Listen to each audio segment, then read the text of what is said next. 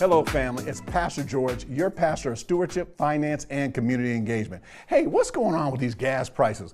What's going on with the Federal Reserve? I feel like we're on a roller coaster ride with all the things that are going on around the world. Well, hey, let's look at it and look at setting up a plan that'll get us through it. We won't just survive, but we're going to thrive. Don't go anywhere. We'll be right back.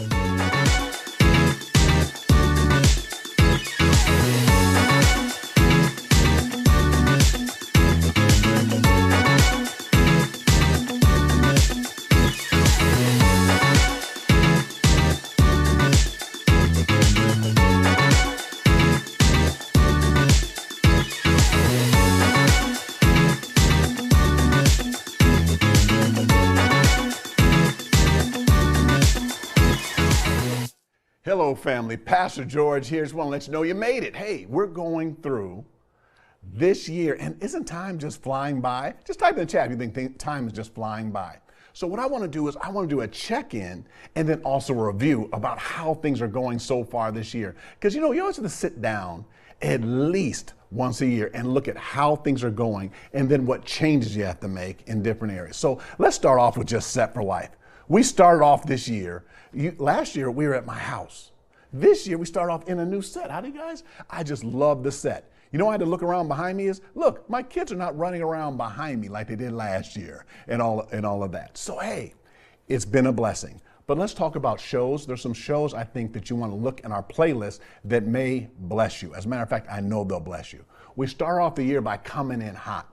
We actually interviewed for scams, to make sure people don't get scammed out of things or different things, the executive director of the Securities and Exchange Commission, Michelle Lane. She was our first episode in the new studio. Then we brought in Bishop Ulmer and co-pastor John Paul to talk about fasting. And then, as you know, we do the financial fast. I know people ask me about this all the time, the financial fast. So in the financial fast, what happens is this, is that, you FAST, you focus, act, sacrifice, and trust. So we give you information about that. And if you want to do the fast again, you can look at that episode. But by the way, I do that once a year, but also helps you get to a new level financially. Then after that, we started teaching about real estate.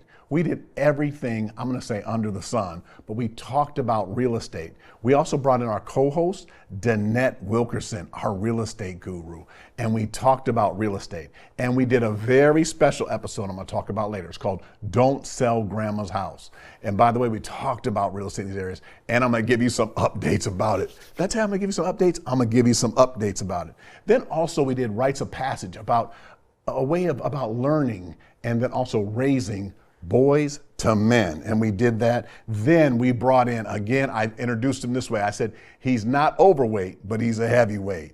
We also brought in Everett Sands to talk about how to get lending for a business, if you're entrepreneurs in this area. And then we talked about something called corporations, LLCs, and business development. And again, I ask you guys to give me a high five on these. Think about 5 people that you can forward this to help in these areas in doing this. Then we also recently did some episodes where, look, we had Crystal and Danette teach all about budgeting, finance in these areas and real estate. So there's episodes you can look at and they'll be helpful for you. All right? You just type in the chat, amen. And by the way, God is good all the time.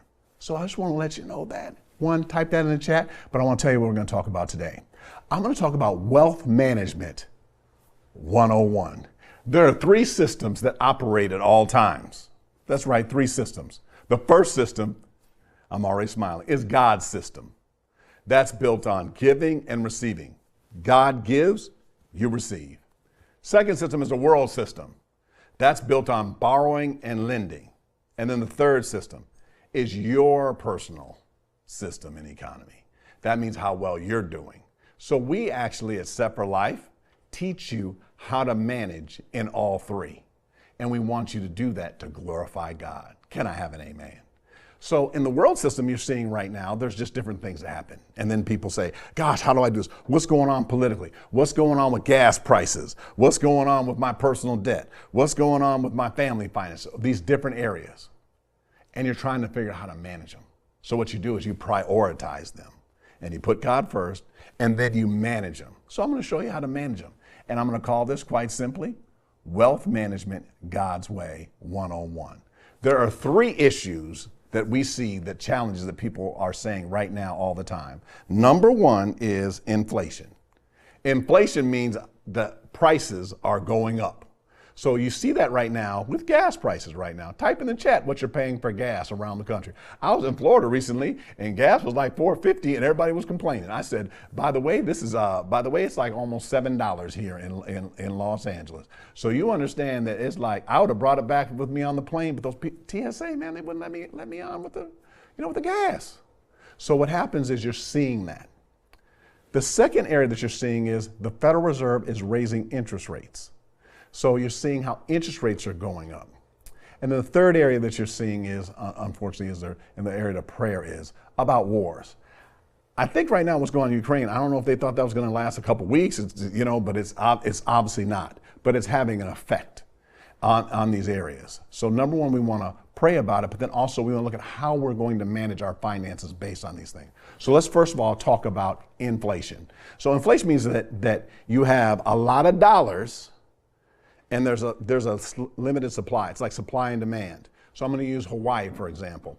If you're going to go on a trip to Hawaii, everybody would call us last year and say, hey, you know what? I was in Hawaii and I couldn't get a rental car, and then the next day on Tuesday, I'd say, hey, well, go down to U-Haul and drive a U-Haul. Then on Wednesday, they didn't have U-Hauls. What's happening is the supply is taken up. The following week, what do? They just raise prices up enough to where they can meet the supply and demand. That's called inflation.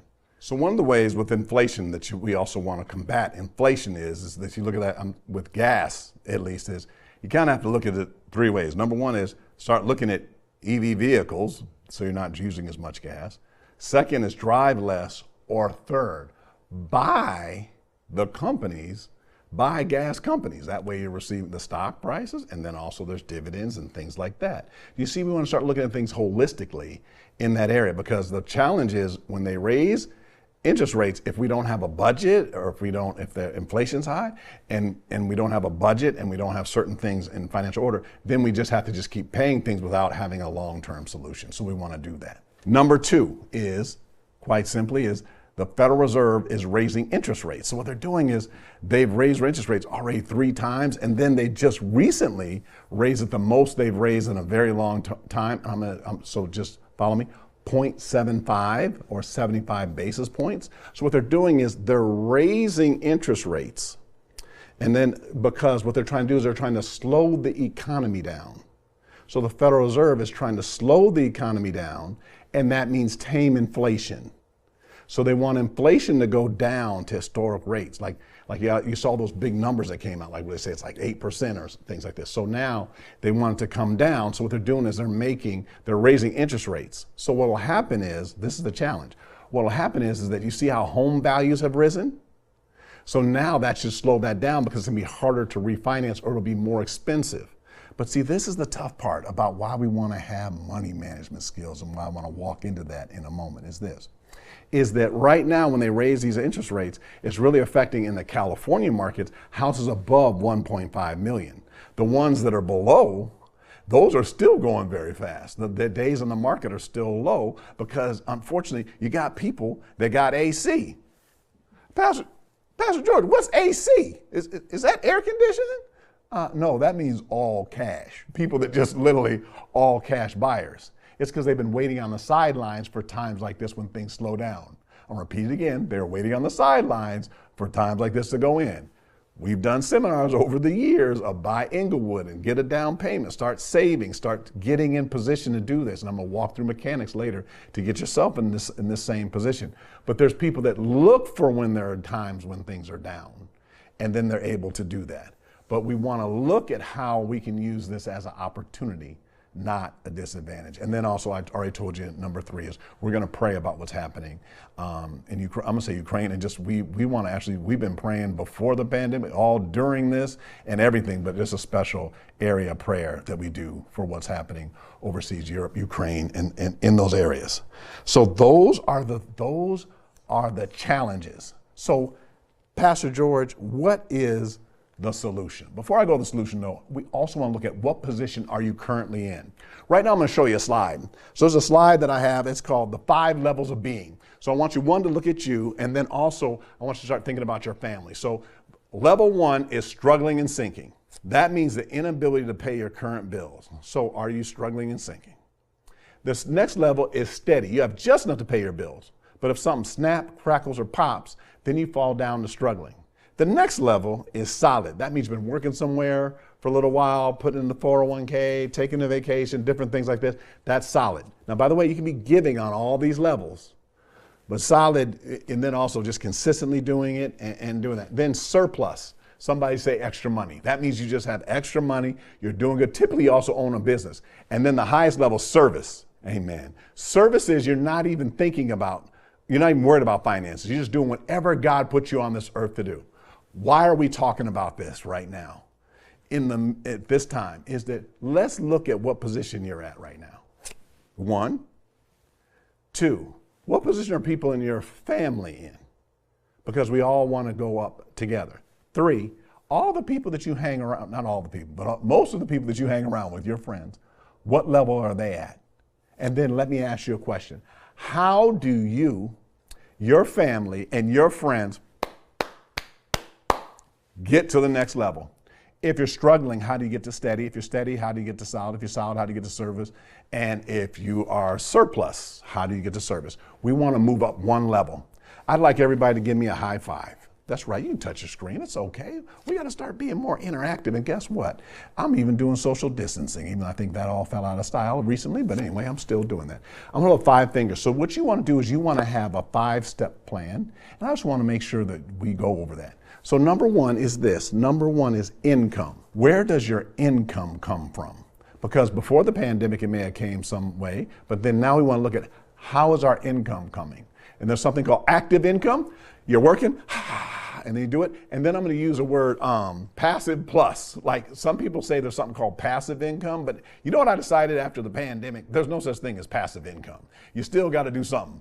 Even though I have, like, let me give you examples of passive income, is people think rental income is passive. But guess what? You still got to deal with the 3 T's. What's the 3 T's, Pastor George? Toilets, trash, tenants. You still got to deal with the 3 T's, irregardless, okay? And then you say, I'm going to hire a management company. Okay, you got to pay them, and you still got to, when they send you over the plumbing bill for $432.08, and then you say to yourself, let me take this jacket off and go over there and do it myself for $80, because that piece, I know that piece costs $482. I'm sorry, inflation, $682 at Home Depot. I'm looking at you. That's right. So there's no such thing as, I'd say no such thing as passive income, but the same thing from royalties or different things. You still have to do something to get them. So number 1, income sources. And then I want all the dreamers out there that know that, how many know that in Jeremiah 29, God has a plan and a purpose for your life. Also, I want you to write down future income. And then also, you guys, in the book SET-4-LIFE, in our wealth cycle book, we also talk about these. And in doing so, we want to write down all of our income sources from the north, south, east, and the west. Number 2 is debt plan. We want to figure out how we're going to get out of debt. Crystal just yelled out, do good. Does somebody want to do good? Good stands for get out of debt. So we have to decide how we're going to get out of debt. And then also, everybody, and then also, don't come running in here on me, okay, is this. I know everyone said that someone's going to pay off your student loan debt, but can we have a plan other than the government also? I mean, let's have one also with that, okay? If you're taking a Spanish class right now at a school, just so you ain't got to pay it, let's like have a plan that we're going to do that. So we're going to do. So we want to have how we're going to get out of debt. And then, by the way, some of us are going to use real estate or invest, and then we're going to pay our way out of debt well. But we want to do both of them at the same time. So let's recap real quick. We went over income, and then we went over a debt plan. So as you're writing these down, we want to look at how we're actually going to walk through these, okay? So we're going to walk through how we get out of debt. And then also, then there's number 3. There's an A and a B to 3. So there's investments. We're saying investments, we're saying like stocks, bonds, mutual funds. You have a regular brokerage account, and then you have something called a retirement account. Retirement accounts are something called a 401k, a 403b, or what's called a 457. And if you haven't heard any of those, there's something called an IRA or a pension. You want to have one of those plans and have those. And then there's Part B. We'll go through them a little deeper too. Part B is also real estate. So we have to have a plan for our real estate. So when we're having a plan for our real estate, let's look at it two ways. You fall in one of a few buckets. Bucket number one is you don't have a property. So we want to start doing things to be able to have our first-time home buyers. It's tough out there now because interest rates are rising, but that also may give you an opportunity.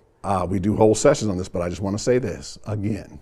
We want to go into the best neighborhood, buy the smallest and ugliest, did I say ugly? The ugliest house you can find in the absolute worst condition, and then you want to fix it up over time. That's the way you do value.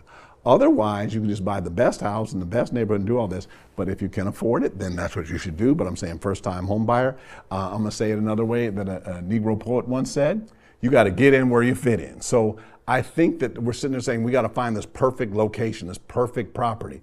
Actually, we want to get one and that we can start on and then be able to keep upgrading. I'm pretty sure you guys have all seen you see the Monopoly board. You don't have to start off on Park Place, but you actually want to start getting places wherever you land. And then I got to say this because when I started doing the Buy Inglewood a long time ago, there were properties that I purchased that weren't in the greatest places. But then now those neighborhoods have changed. So you want to start looking at doing that. And then also, wait, a new wrinkle today. If you need to go out a little further than you thought before, that's fine, but it's just good to start and then be able to move and then do that. But I just think it's important that we have a home ownership plan and then we also have an investment strategy. So again, I'm not giving out stock and bond recommendations today and investments and everything like that, but I do want to just give you some guidelines, okay? Number one is you guys are seeing how the markets, I'm going to back up on you real quick. In 2020, let's say the Dow Jones was, up here, let's say at around 28,000. Then you saw the markets go down during the pandemic. There was something called panic selling where people sold, panic selling. Then there was something called pandemic stocks. You saw me get up and talk about them, and we started doing things. You have questions, you can also type in the chat, or we'll put our information there. We started telling you about companies that would do good during a pandemic. Then we also looked at companies that were in healthcare. Do you guys know what I'm doing? I'm giving you themes. Ones that dealt in the area of testing, treatments, and then cures. So we started looking at themes. Those went down. Then you saw how after March, and then after you saw how during the summer, and you saw by the end of the year, they all started going back up and there was panic buying. So do you guys know when a good time to buy was? Buy low, sell high. But secondly, there's something called DCA, dollar cost averaging. That means you're investing every month when the markets are going up and down, and we don't sell when they're down. Hold on, then 2021, markets did good. Then in 2020, we ran into 3 challenges. And what were those 3 challenges, everybody? There's a test. Type in the chat. Let me know if what they are. What were they? Inflation, interest rates rising, and wars and rumors of wars, right? So now then the market was down. So now, question, and then we're going to see what you put in the chat. Now that the markets are down, should we sell? I'm getting a rash. I'm getting a rash from just saying that. You already know we don't do that. If you're going to sell, here, look, put your face up close to the screen. Look, what? We do not do that. Okay? So that's the quickest way to go broke is to buy retail and sell wholesale. So what we do is we look at what our investment strategy is. If we have that, we can talk about that, but we want to own good companies. And then remember, do things monthly, okay? I already said don't sell while things are down, and then we're doing that. But also look at opportunity. Not naming companies today, but we can sit back and look at it because you guys know when we do these, because I want to make sure we're kind of clear on them. But there are companies that have done stock splits. There are companies that do well in these areas. So then you're saying, well, George, what are good companies to own? Okay, what companies can do good that are growth companies? What companies can do good in what? High inflation, higher interest rate, and in this type of environment. Stuff that you use every day, right? So those are things that we kind of want to look at. But if you want very specific advice, we have to sit down and we have to talk about that. But I just want you to understand what we're doing. So you understand number 3 was what to do in the area of investing. And then as far as, hey, I want to make sure I cover all the bases, all the cryptocurrency, all the stuff like that and all those things. I'm going to bring those guys back. And when I can find them, okay, no, I'm still talking to you. All the people that said we should do all the cryptocurrency, everybody know that stuff went down, and I already told you I do. So I'm gonna bring the people back that said that you should do that, and we're gonna hear what they say, and we'll talk about that. Okay, in that area. Now I just want to go back to real estate one more time. I'm gonna show you a thing. So as we were talking about real estate, what your real estate strategy is. So I already said number 1 is a first-time home buyer. Is if you're sitting down, we want to look at how you're gonna do that. So number 1, get qualified. Find out how much home you're qualified for, and then also change your expectation levels to where the market is right now. And then I got to give you, and then as Wayne Gretzky once said, I met Wayne Gretzky one time, and when I met him, he wasn't the biggest guy in the world, and he got up and he was speaking at this Magic Johnson event. He said, I didn't make my living by skating where the puck is. I always skated where the puck is going. So actually in real estate is, look, don't go where everybody else is going. Go to where it's gonna grow in the future. Because there's 2 things I want to talk to you about: value and opportunity.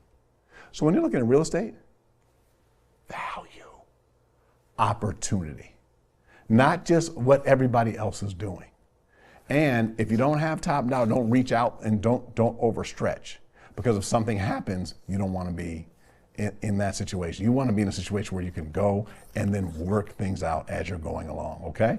And we walk you all the way through that, okay? So real estate, so that's number 1, first-time home buyer. Second is you already have an investment property. So hey, what do you do to acquire more? Then now is actually time to look at what can you do as an investment property or maximize your property.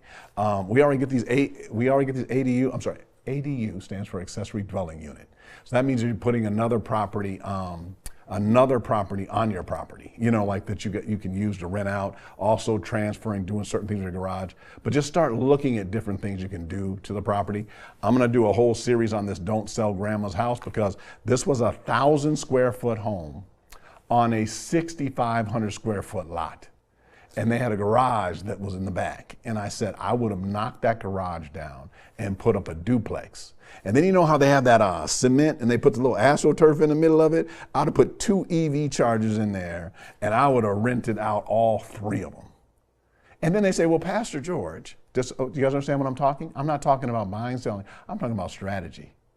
Why would I rent now? Because there's certain people that now can't buy because interest rates went up. So what you do is rent it to them and then have them pay down the mortgage.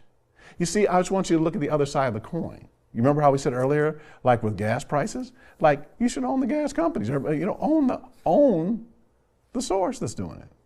I'm sorry, own the resource. You guys already know God's the source. Everything else is a resource. So you want to sit down and start looking at how we're going to do that. So if you're a first-time home buyer, we have a plan. And then also if you own a property. Now I want to move to number 3, and that is there are people who own a couple of investment properties. Now is the time not to refinance and look at and also because interest rates have gone up, now you can look at in your properties also just renovating and fixing them up. And then as you bring in new tenants, then also you can also have a higher revenue that you generate from that. But you want to make sure that you have a strategy for all 3. Okay? Number 4 is you want to have a tax strategy, like in other words, so taxes, first thing with taxes is, these are the only ones I know that can help you in the area of taxes. Number 1 is make sure you're putting money into a retirement plan. And we'll do another segment when we talk this, but make sure you're putting enough into your retirement plan. And then the second is part of that is that you also want to look at, if you have a business, the LLCs and things like that, and the corporations and ways of deferring taxes and doing that through a business. We did 2 shows on this. We did one with Jackie Ellis Trice, and then we also did one with Michael Johnson in the area of taxes and doing these things. Then we also talked about funding with Everett. So we covered a whole bunch of areas that in the area of business, but all I'm asking you is watch that and then just write down and have a plan in that area. Part B of number 4 is insurance. So then we want to make sure that we have insurance, that we have an insurance plan, and then we've never seen more than this since the pandemic. So you guys know there's something called term insurance, and there's something called whole life, and then there's some VULs, there's different types of insurance. Just make sure, though, that you have your insurance in place. And if you have questions about that, again, you can always type in the chat, or we'll also put our information in the chat. You can also be more than happy to answer those. But I just have to say this, though, that I want to make sure to update your beneficiaries and also check that to make sure they're in the proper place. And also make sure that you have disability insurance and something called long-term care. You remember I said that we want to share this generationally. Can you make sure your parents have long-term care or have some form of insurance in that area? So again, taxes and insurance, we call that protection. And then number 5 in our last area is, of the 5 areas, is estate planning. So these are elements of estate planning. Number 1 is having a living trust. So that's something while you're alive, and then also as you transition. Number 1 is living trust, and then that comes with something called power of attorney. So you haven't heard of these as POA, power of attorney? They come in 2 ways. One is one for healthcare, and the other one is for financial. And then also you want to have a will.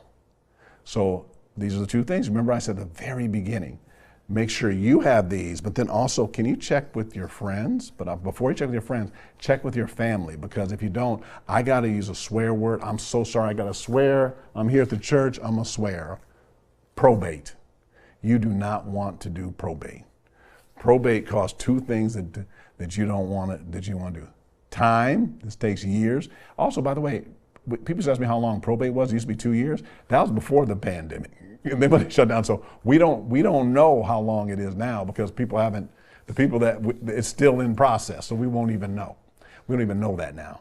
So time, and the second one is money, and just headache and inconvenience. So what you want to do is make sure you do that. So we're going to ask you to sit down with your family and do something called kitchen table conversations, where you sit down and talk to your family about an estate plan. So again, living trust, power of attorney, and then pour over will. That means if something isn't inside the will, and doing that. And then also healthcare directives. And also I want to say this again, the healthcare directives have to be written in the trust. And I know some of you went down to a hospital, and then again, nothing wrong with Kaiser and Cadillac, but someone says, I filled it out at the hospital. Well, that means something has happened at that hospital. If you're in Long Beach, then that doesn't work. You want to make sure, and then also they're around the country, make sure that you have that written in there, so that you have these plans written in these 5 areas. I'll repeat them one more time, and then again, I want to help you. I want to thank you for joining us in this show. Number 1, you want to have an income plan. All right, for you guys, we're talking about you, your family, your friends. So I want everybody to give me a high five. Income plan, debt plan, do good. Investment plan, A, stocks, bond, mutual investments, and then B is real estate plan. 4 is taxes and insurance plan, like what you're going to do. You guys don't wait till the end of the year and then just turn in. You guys know how you bring the shoebox into your tax preparer and then start speaking in tongue, then yell out Nemo, and you yell out Disney characters. Then you come back and hope you either get a refund or you got to pay. Let's do this stuff now, okay? So that's taxes, and then that's also insurance. And we want to get insurance in place before something happens to somebody. And then 5, having an estate plan. It's like putting everything together and having a generational wealth building package God's way. I want to thank you all for joining us. And I'm going to ask you again, if you could please forward this to at least 5 people that are friends and also family members, so we can build a generational wealth plan for your family and do it God's way. I want to thank you so much for joining us on this episode of Set for Life.